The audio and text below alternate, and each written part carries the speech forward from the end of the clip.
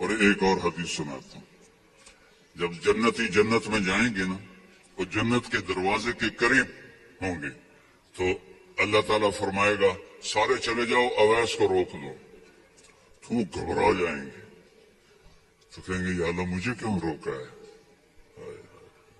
ماؤں کی قدر کر لو اگر زندہ ہیں، مر گئی ہیں تو ان کی قبر پہ جایا کرو. باپ زندہ ہیں تو قدر کر لو، مر گئے تو ان کی قبر پہ جایا کرو. تو اللہ فرمائیں گے اویس پیچھے دیکھو. تو پیچھے دیکھیں گے تو جہنم کے لوگ ایمان والے جو جہنم میں ہیں، تو اللہ تعالیٰ فرمائیں گے اپنی انگلی کو پھیرتا جا، جدھر جدھر تیری انگلی پھرے گی تیرے طفیل سب کو جنت میں ڈال دوں گا جو تو نے ماں کی خدمت کی. نوجوان لڑکے لڑکیوں سے کہتا ہوں اپنی ماؤں کی قدر کرو، اپنے والدین کی قدر کرو. خاوند اور بیوی سے کہتا ہوں ایک دوسرے کو عزت دو، چپ رہنا سیکھو. اگر میں گرم ہوتا ہوں تو بیوی چپ ہو جائے، بیوی گرم ہوتی ہے تو میں چپ ہو جاؤں، تھوڑی دیر میں محبت قائم ہو جائے گی.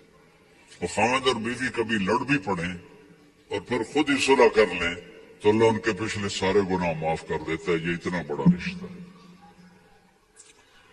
تو یہ ایک خوبصورت زندگی ہے، اس میں عبادات اتنی ہیں اور معاشرت اتنی ہے. بولنا کیسے ہے، صبر کیسے کرنا ہے، معاف کیسے کرنا ہے، درگزر کیسے کرنا ہے، اپنے آپ کو کیسے چکانا ہے. تو میرے بھائی بہنوں، اللہ کی قسم زندگی کا حسن نہ بڑے گھر میں ہے، نہ بڑی گاڑی میں ہے، نہ زیورات میں ہے، نہ بڑے عہدوں میں ہے. زندگی کا حسن نبی کی زندگی کو اپنانے میں ہے، چونکہ زندگی اندر ہے، باہر نہیں ہے، اندر ہے. اندر میں نہ گاڑی، نہ رولز رائس جاتی ہے، نہ سزوکی جاتی ہے. اندر میں نہ ہیرا جاتا ہے نہ موتی جاتا ہے. اندر میں تو محبت جاتی ہے، سلوک جاتا ہے، وہ زندگی کو پانی دیتا ہے. تو اس کے ارادے کرو. جو آپس میں لڑے ہوئے ہیں سب صلح کر کے اٹھو، معاف کر کے اٹھو. بھائی بہن لڑے ہوئے ہیں. مجھے بھی پاکستان سے فون آیا ایک بچی کا، وہ حسب حال میں کام کرتی تھی، ناجیہ بیگ. اس کو مجھے فون آیا کہ جی میرا بھائی مجھ سے ناراض ہوا ہے اور اس نے میرا نمبر بھی بلاک کر دیا ہے اور مجھے اپنی ماں سے بھی نہیں ملنے دیتا. میری ماں بیمار ہے، آپ سے دعا کروانا چاہتی ہوں. کہ ماں سے بھی کوئی روکتا ہے، سگا بھائی ہو کر روک رہا ہے. بس تو یہ بد اخلاقی یہاں تک چلی جاتی ہے کہ دل پتھر بن جاتے ہیں. تو یہ بہت بڑا میں آپ کو پیغام دے کے جا رہا ہوں. 5 نمازیں اور عورتوں کو تو 10 دن ویسے ہی معاف ہے. نمازیں، نماز، روزہ، زکوٰۃ، حج، پیسے والے. باقی یہ کیا کرنا ہے؟ اپنے نبی کی زندگی پڑھو، اللہ کے واسطے پڑھو پڑھو پڑھو. قرآن پڑھو، قرآن پڑھو اور معاف کرنا سیکھ لو، ہونٹ سینا سیکھ لو. آپ سے زیادہ خوشحال کسی کی زندگی نہیں ہوگی. تو سارے بہن بھائی ارادہ کرتے ہو نا انشاءاللہ. اور ان نوجوانوں سے، مردوں سے کہتا ہوں کہ ایک ویکنڈ آپ تبلیغ میں لگا لیا کریں، اس سے آپ کو بہت فائدہ ہوگا. اگر رمضان قریب آ رہا ہے، بخشش کا مہینہ ہے. رمضان سال کے 12 مہینوں کے نام عربوں نے رکھے، 11، اور 12واں مہینہ رمضان کا نام اللہ نے رکھا شہر رمضان، جو قرآن میں آتا ہے. رمضان کا مطلب کیا ہے؟ جلنا، جلنا. اور جلنے اور روزے کا کیا تعلق ہے؟ کہ جب کوئی مومنہ روزہ رکھتے ہیں تو اللہ اس کے پچھلے گناہوں کو جلانا شروع کرتے ہیں. کس میں؟ اس کی بھوک کی آگ میں. دوسرا، پھر تیسرا، پھر چوتھا. جب آخری روزہ آتا ہے تو اس کے سارے گناہ جل کے راکھ ہو جاتے ہیں، وہ بالکل پاک ہو جاتا ہے۔ اور شب قدر اگر اللہ دے دے، 5 راتیں تو ہیں، ایک تو ضرور ہوگی نا، وہ جاگ لے تو 80 سال سے زیادہ کی بندگی کا اجر ہوگا۔ اور 4 آدمی ان کا کوئی عمل قبول نہیں ہوتا رمضان میں، ایک ماں باپ کا نافرمان،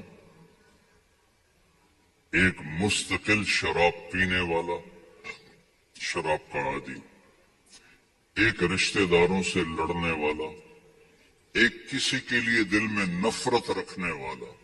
یہ 4 محروم ہو جائیں گے، باقی سب کی بخشش ہو جائے گی۔ شب قدر میں کوئی جاگ رہا ہے یا سو رہا ہے، سب کی بخشش اللہ کر دیتا ہے سوائے 4 کے۔ ماں باپ کو تنگ کرنے والا، شراب کا مستقل عادی، تو بیچنے والے کا کیا حال ہوگا؟ رشتہ داروں سے لڑنے والا، دل میں نفرت رکھنے والا۔ ایک ٹیشو پیپر دینا مجھے، میں آپ کو ایک لفظ کا مطلب سمجھاتا ہوں۔ ٹیشو پیپر ہے دینا۔ اللہ تعالیٰ نے اپنی نافرمانی کے لیے لفظ استعمال کیا ہے معصیت، عصا، اور والدین کے لیے کیا ہے عقوق، من عق والدیہ۔ عقا کیسے کہتے ہیں؟ یہ ذرا ٹیشو پیپر دیکھنا،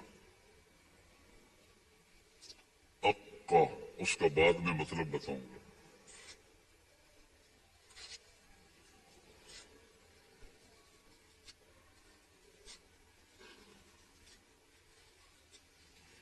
اب یہ جڑ سکتا ہے؟ کیسے پرزے پرزے ہو گیا ہے؟ جو والدین کو اتنا تنگ کرے کہ ان کا دل ایسے پرزے پرزے ہو جائے۔ عقا، عقا کا لفظ اپنے لیے اللہ نے کہا ہے نافرمانی، اور والدین کے لیے کہا ہے دل کو چیر کے رکھ دینا، دل کو چیر کے رکھ دینا۔ اللہ کے واسطے اپنی ماؤں کی زندگی کو غنیمت جانو، اپنے باپ کی زندگی کو غنیمت جانو، ان کی کڑوی بھی سہ لو، ان کی میٹھی بھی سہ لو، تو آپ کے لیے جنت کا راستہ اللہ آسان کر دے گا۔ ایک آخری حدیث سناتا ہوں، پہلے سنائی تھی، جو باوضو رہے گا اللہ اس کا رزق بڑھائے گا۔ اب آخر میں حدیث یاد آ گیا، آپ نے فرمایا جو یہ چاہے اس کی زندگی لمبی ہو۔ کون نہیں چاہتا؟ 80 سال والا بھی کہہ رہا ہوتا ہے دعا کرو اللہ حیاتی دے وے، پترا کرے اندن بابا بس بھی کر اگاں جا، وہ پھر بھی کہتا ہے دعا کرو اللہ زندگی دے، صحت والی دے۔ ٹھیک ہے، کون نہیں چاہتا؟ جو یہ چاہے اس کی زندگی لمبی ہو اور اس کا رزق بڑھ جائے، اور مرنے کے بعد اس کا نام بھی زندہ رہے، ماں باپ کی خدمت کرے اور رشتہ داروں سے اچھا سلوک کرے۔ یہ وہ ٹپس ہیں جو میں آپ کو اپنے نبی کی زندگی سے نکال کے دے کے جا رہا ہوں۔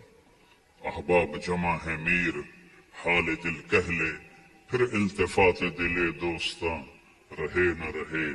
میرے ذمہ تو تھا کہ دیانتداری کے ساتھ آپ کو میں اللہ اس کے رسول کی زندگی کے وہ اصول بتا دوں جس سے آپ خوشحال زندگی گزار سکتے ہیں۔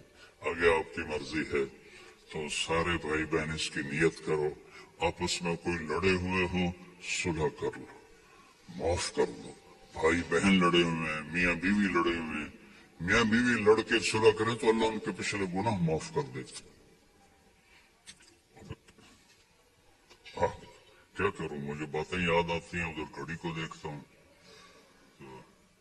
شیطان روزانہ اپنی اسمبلی لگاتا ہے سمندر پر، ٹھیک ہے، اپنے سارے ایم پی ایز کو اکٹھا کرتا ہے، ان سے پوچھتا ہے ہاں بھائی کیا کر کے آئے ہو؟ ویسے بیٹھا تھا، ایک کہتا ہے سر میں نے زنا کروایا، دیکھ رہے ہو مجھے؟ دوسرا کہتا ہے میں نے چوری کروائی، شیطان کہتا ہے تیسرا کہتا ہے میں نے شراب پلائی. ایسے وہ گناہ گناتے ہیں اور وہ صرف اتنا رسپانس دیتا ہے. پیچھے ایک خبیث لنگڑا شیطان کھڑا ہوتا ہے کولا, کہتا ہے حضور میں نے میاں بیوی کو لڑایا. تو وہ یہاں سے یوں جمپ لگاتا ہے, وہ شاباش میرے بیٹے, کام تو کر کے آیا, آجا آگے آجا. اس کو جفا ڈالتا ہے, اپنے تخت پہ ساتھ بٹھاتا, کہتا پاگلو, اس شرابی کی شراب اس کی ذات تک, زانی کا زنا اس کی ذات تک, چور کی چوری اس کی ذات تک, میاں بیوی کی لڑائی دو خاندانوں کو آگ لگا دیتی ہے. کام ہے یہ کرنے کا. شیطان اس پہ خوش ہوتا ہے, اللہ اس پہ ناراض ہوتا ہے. اللہ کو سب سے زیادہ خوشی ہوتی ہے جب خامند اور بیوی صلح کر لیں. اتنا خوش ہوتا ہے کہ ان کے پچھلے گناہ معاف کر دیتے. تو میری گزارش ہے, باقی ہم انسان ہیں, پرزہ نہیں ہے کہ فٹ ہو جائیں گے. اونچ نیچ تو ہو جائے گی, جب ہو جائے تو معافی مانگ لیں. ہو جائے تو معافی مانگنے میں شرم نہ کریں. میں کیسے معافی مانگوں؟ معافی مانگیں گے آپ کا سر بلند ہو جائے گا, آپ کی عزت بڑھ جائے گی, آپ کا مقام بڑھ جائے گا, معافی مانگنے والے کے سامنے بھی اور اللہ کے سامنے. اور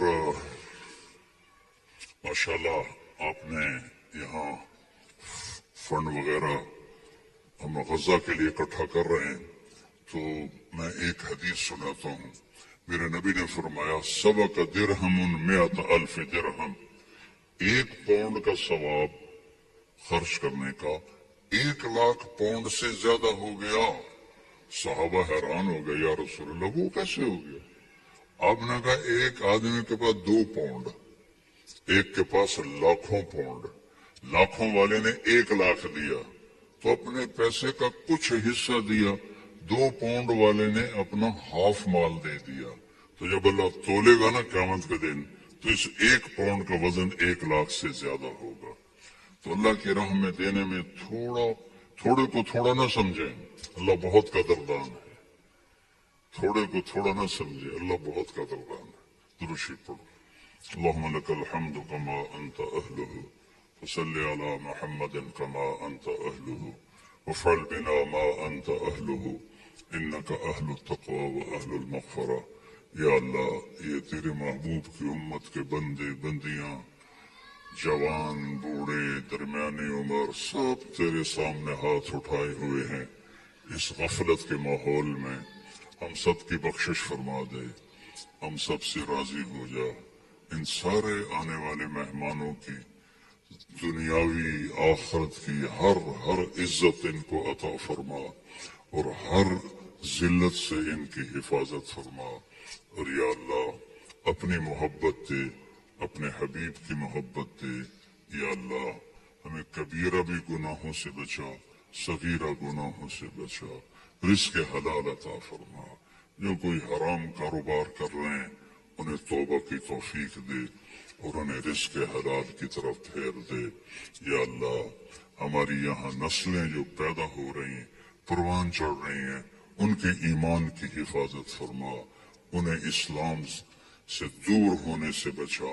اور جو ہمارے بچے بچیاں اسلام سے نکل گئے وہ ہمیں واپس لوٹا دے. یا اللہ وہ ہمیں واپس لوٹا دے. یا اللہ جو آپس میں روٹھے ہوئے ہیں انہیں منا دے, جو بچھڑے ہوئے ہیں انہیں ملا دے, جو تنگ دست ہیں ان کی تنگی دور فرما, جو مقروض ہیں ان کے قرض ادا فرما, جو بیمار ہیں ان کو شفاء کامل عطا فرما, ان کے بچے بچیاں جوان ہیں وہ رشتے نہیں مل رہے ان کو نیک رشتے اب نصیب فرما, کہ بچیوں کے نصیب اچھے فرما, بچوں کے نصیب اچھے فرما, محبتیں پروان